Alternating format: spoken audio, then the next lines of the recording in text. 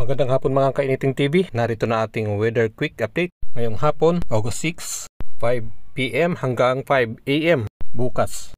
Base sa available data ng Pag-asa kaninang alas 3 ng hapon, ang LPA ay nasa layong 615 kilometers east-northeast ng Itbay at Batanes. Wala pa rin siyang direktang epekto sa ating bansa pero mas palakasin pa niya ang bugso ng hanging habagat sa umaga hanggang hapon. Bukas hanggang sa susunod na mga araw. Apektado po ng hanging habagat ang Central Luzon, Southern Luzon at Visayas. Localized thunderstorms naman ang nakakaapekto sa natitirang bahagi ng Luzon at Mindanao na posible na lang pong magkakaroon ng kalat-kalat na pag-ambon, pagkulog at pagkidlat dahil mawawala na po ito mamaya-maya mga alas 9 ng gabi at gaganda na po ang panahon hanggang bukas ng umaga. Maliban po sa Ilocos Norte, CAR, Cagayan Mainland, Cagayan Valley, Caraga Region, Northern Mindanao, Zamboanga Peninsula na may medyo makapal pa na mga kaulapan na may